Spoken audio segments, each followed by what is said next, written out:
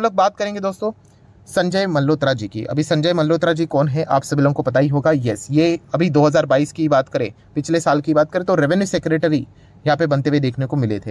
And अभी की जो सिचुएशन देखने को मिल रही वही गेमिंग से रिलेटेड बात करें, टेस्ला इंडिया में आएगा ऐसी खबरें रिपोर्ट के जरिए देखने को मिली, जिसके ऊपर मैं अलग से वीडियो भी बना चुका हूँ। तो इनको ये 2 सवाल ये पूछे गए, उसमें से पहला सवाल उनको पूछा गया वही ऑनलाइन गेमिंग से रिलेटेड ये जो फैसला सरकार ने लिया है, इसके चलते इंडस्ट्री बहुत परेशान देखने को मिले। 28% का जीएसटी, इंडस्ट्री कैसे चल पाएगी सर। तो उन्होंने यहाँ पे सबसे पहले सवाल का जवाब यहाँ पे दिया है कि देखिए ये जो ऐसे जो ऑनलाइन गेमिंग जैसी चीज़ें होती है तो ये अर्ज जैसी होती है। अर्ज मतलब इसकी लत लगना होती है, लोग यहाँ पे खेलते ही है एंड कितना भी हो जाए तो वो क्या करते रहेंगे, यस इस चीज़ को कंटिन्यू करते रहेंगे। सो ये अर्ज लोगों की कंटिन्यू रहेगी, इसके चलते कोई भी ऐसा नहीं होगा कि लोग गेमिंग खेलना यहाँ पे बंद कर देंगे। ये उन्होंने फिलहाल तो यहाँ पे इस सवाल का जवाब दिया है।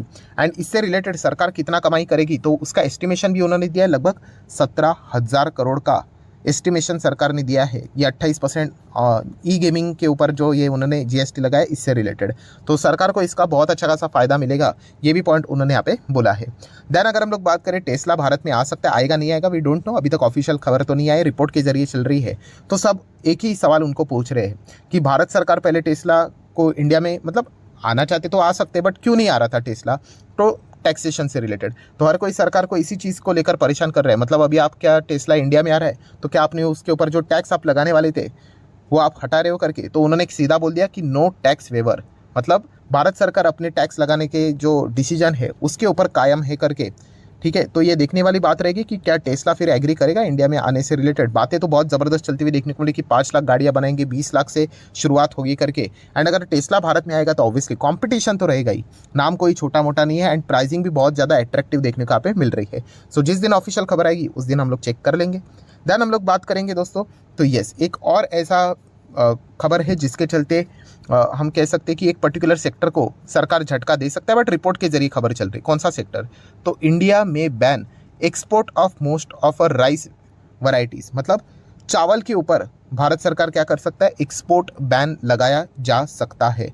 अभी इससे रिलेटेड जो चावल वाली कंपनियां रहेगी, राइस से रिलेटेड बिजनेस करने वाली कंपनियां रहेगी, उनके लिए ये बैड न्यूज़ है। अभी बैड न्यूज़ क्यों, ऑब्वियसली ना आप सोच कर देखिए, आपकी चावल की फैक्ट्री है, आपके पास चावल है, राइस है, आप उसको एक्सपोर्ट करते हो तो एक्सपोर्ट का रेवेन्यू तो आपको चला गया।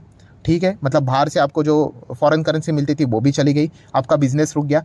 चलो पॉइंट एक हो गया। एंड इसके चलते होता क्या है दोस्तों कि सरकार एक्सपोर्ट बैन क्यों करती है, यस जो चावल है आप बाहर मत भेजो, हमारे डोमेस्टिक मार्केट में इसको सेल करो करके। तो जब मान लीजिए कि अगर डोमेस्टिक मार्केट में ऑलरेडी 10,000 चावल अवेलेबल है, आप चाहो तो जैसे बोल सकते हो केजी अवेलेबल है, आप ऐसा भी बोल लेना। मान लीजिए अगर जो एक्सपोर्ट हम लोग कर रहे थे 50,000 चावल, वही अगर 50,000 चावल अगर डोमेस्टिक मार्केट में भी आ गया तो क्या हो जाएगा, ये ओवर सप्लाई हो जाएगा। एंड बहुत ज़्यादा सप्लाई हो जाता है तो किसी भी चीज़ का दाम ज़मीन पे आता है। तो इन्फ्लेशन हम लोग को परेशान करते हुए देखने को मिल रहा है, आप लोगों ने देखा होगा फूड लेवल पे।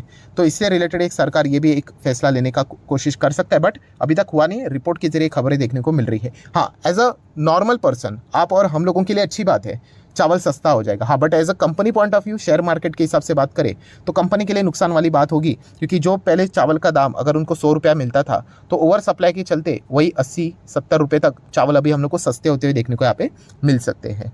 देन अगर हम लोग बात करेंगे दोस्तों, यस एप्पल की बात करें तो इंडिया से रिलेटेड उनका बिजनेस ऑलरेडी ज़बरदस्त चलते हुए देखने को मिला है। फर्स्ट क्वार्टर का डेटा सामने आ चुका है, रिकॉर्ड ब्रेकिंग 20,000 करोड़ तक का एक्सपोर्ट आईफोन के हम लोग को इंडिया से होते हुए देखने को यहाँ पे मिल चुके हैं। सो नो डाउट बहुत ही शानदार ग्रोथ है, मल्टीपल फोल्ड्स में ग्रोथ देखने को मिल रहा है एंड ये ग्रोथ आने वाले समय में और भी ज़बरदस्त यहाँ पे बढ़ने वाली है। देन हम लोग बात करेंगे दोस्तों चंद्रयान 3 स्पेस मिशन। ठीक है, कल का दिन बहुत ज़्यादा इंपॉर्टेंट यहाँ पे रहने वाला है।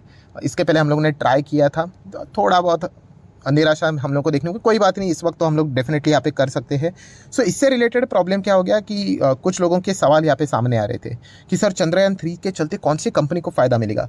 तो सबसे पहले मैं आपको बताना चाहूँगा कौन कौन सी कंपनीज इसमें इन्वॉल्व थी बड़े स्तर के ऊपर। तो L&T की बात करें, Larsen and Toubro, L&T powers, ये इनमें हम लोग को इन्वॉल्व रहती हुई देखने को मिली थी। ठीक है, अलग अलग चीज़ें यहाँ पे वो प्रोवाइड करते हैं। अगर हम लोग बात करें जो सब सिस्टम्स यहाँ पे रहता है, मिशन ट्रैकिंग की अगर हम लोग बात करें, सारी चीज़ें उन्होंने प्रोवाइड की थी। देन गोदरेज की अगर हम लोग बात करें, गोदरेज एरोस्पेस, तो उन्होंने भी मिशन में बहुत ज़्यादा कॉन्ट्रीब्यूट यहाँ पे किया है। सबसे मेन इंपॉर्टेंट चीज़ क्या है दोस्तों, पता है आपको कि हाँ, जब ये जो चंद्रयान 3 का जो प्लान उन्होंने रेडी किया था उस वक्त इन कंपनीज ने योगदान दिया था ना, तब इनको फायदा होता है। ठीक है, कल क्या होगा उससे रिलेटेड इतना ज़्यादा मतलब ठीक है, थोड़ा बहुत सेंटिमेंट यहाँ पे पॉजिटिव हो जाएगा सक्सेसफुल होने के बाद।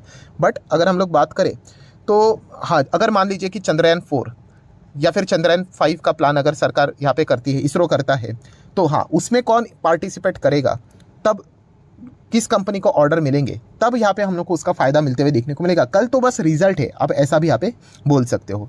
तो ठीक है, इसके चलते कोई ऐसा ब्लाइंडली शेयर खरीदने की जरूरत नहीं है, बट आप चाहो तो इन कंपनीज को फोकस में रख सकते हो। पहले तो देखना पड़ेगा शेयर मार्केट में वो लिस्ट है कि नहीं। Godrej aerospace I don't think so, and अगर देखा गया तो L&T पावर की बात यहाँ पे की है। ठीक है, देन अगर हम लोग बात करेंगे दोस्तों तो ADR, तो इंडिया के ADR आप देख सकते हो जबरदस्त चलते हुए देखने को मिला है। सिर्फ डॉक्टर रेड्डीज की अगर हम लोग बात करें वही लाल निशान में देखने को मिल रहा है। सो इसको अगर हम लोग हटा के देख ले, बाकी के सभी ADR हरे निशान में देखने को मिल रहे हैं। बैंक की बात करें HDFC बैंक, ICICI बैंक दोनों हरे निशान में है। एंड विप्रो की बात करें तो ऑलमोस्ट 1% की तेजी, एंड इन्फोसिस में तो धमाका ही चल रहा है, 4.25% की तेजी देखने को मिल रही है। So bank and IT sector ये दोनों बड़ा कंट्रीब्यूशन देते हैं हमारे इंडेक्स में। सो अगर अच्छी क्लोजिंग रहेगी, एंड अगर यही क्लोजिंग अगर कल के दिन हमारी ओपनिंग में पास ऑन हो गया तो हमारे बाजार में भी अच्छा परफॉर्मेंस हम लोग को देखने को मिल सकता है। डाउ जोन्स भी उसके लिए पॉजिटिव रहना इंपॉर्टेंट है। देन हमारे लिए एक और गुड न्यूज़ है कि यस, कल के दिन FIs ने यहाँ पे माल बेचा था, बट आज के दिन आप देख सकते हो 2200 करोड़ का नेट बाइंग उन्होंने किया। मतलब अभी तक उनका जो रुख है बाइंग करने का वो उन्होंने बरकरार रखा हुआ है। बीच में एक दिन के लिए उन्होंने क्या किया था, रुख थोड़ा सा बदला था, वहाँ पे हम लोग को लाल निशान देखने को मिला था। देन हम लोग बात करेंगे गो फैशन से रिलेटेड। सर ये कंपनी कैसी है, तो कंपनी जस्ट अभी शुरुआत हुई थी, आप यहाँ पे चेक कर सकते हो। यहाँ से लेके यहाँ तक एक ही रेंज में घूम रहा है। 2021 में इसकी शुरुआत हुई थी दिसंबर में। सो कंपनी क्या बुरी है क्या, ऐसा नहीं होता है कि डायरेक्टली अच्छी है बुरी है करके। सो ये कंपनी क्यों रडार पे रहती है, यहाँ पे बहुत सारे म्यूचुअल फंड ने पैसा डाल के रखा हुआ है। DIS की बात करें तो देखिए 19%, 22%, 23%, 23 पॉइंट लगातार बढ़ते हुए देखने को मिला, फिर 27%, 27.39, 27.74। सो बहुत ज़्यादा पैसा यस डोमेस्टिक इंस्टीट्यूशनल इन्वेस्टर का बढ़ते हुए देखने को मिल रहा है। देन फॉरेन इंस्टीट्यूशनल इन्वेस्टर भी देखिए इसमें गजब के यहाँ पे बढ़ चुके हैं, एंड बाकी प्रमोटर के पास एंड पब्लिक के पास केवल 2.90%। सो एक अच्छा इंडिकेशन रहता है कि सबसे कम इन्फॉर्मेशन पब्लिक के ही पास होती है, एंड इंस्टीट्यूशंस हमेशा फायदा उठाते हैं। तो इस चीज़ के चलते आप चाहो तो गो फैशन को भी स्टडी यहाँ पे कर सकते हो। देन बात करेंगे मुथूट फाइनेंस के बारे में। अच्छी कंपनी है, 5-5 साल में अच्छे रिटर्न्स बन जाते हैं। देखिए 200%, 250% के आसपास, वो बाद में तो गिरावट होगी, वो गिरावट का फायदा तो उठाना आना चाहिए, राइट। तो ये कंपनी मेरे पास भी है, बहुत पुराने समय से, ऐसी कोई बात नहीं है। देन इन्फो एज की भी अगर हम लोग बात करें, ये भी कंपनी सेम वैसे ही है, 5 साल आप देख सकते हो 265। अभी इनमें लॉस क्यों होता है लोगों को, कि सेम वही चीज़ कि स्टेज 1, स्टेज 2, स्टेज 3, हर कोई स्टेज 2 पे टॉप पे आके खरीदेगा। ऐसा भी नहीं कि इनिशियल स्टेज पे, यहाँ पे वो कंपनी पॉपुलर नहीं होगी, यहाँ पे भी नहीं होगी। यहाँ पे जब रॉकेट की तरह भागेगा पॉपुलर, फिर लोग खरीदेंगे, फिर नीचे, एंड फिर उसको इग्नोर ही कर देंगे। तो एनीवेज जितने भी इंपॉर्टेंट खबरें थी सारी यहाँ पे मैंने कवर कर ली है। वीडियो अच्छा लगे तो चाहो तो लाइक एंड शेयर कर सकते हो। एंड डीमैट अकाउंट अगर आपने अभी तक ओपन नहीं किया तो लिंक नीचे डिस्क्रिप्शन में 25 वीडियो की लिस्ट भी आप लोगों को बिल्कुल फ्री ऑफ कॉस्ट मिल जाएगी। आपका नाम, कौन सा अकाउंट आपने लिंक के थ्रू ओपन किया प्रॉपर्ली कमेंट से मेंशन करें, तो हफ्ते भर के अंदर सारे लेक्चर्स मेरे साइड से फ्री ऑफ कॉस्ट प्रोवाइड कर दिए जाएंगे, ताकि आप शेयर बाजार को आसान भाषा से सीख सको। So that's it, thank you very much. So we will be meeting are, तब तक के लिए बाय बाय।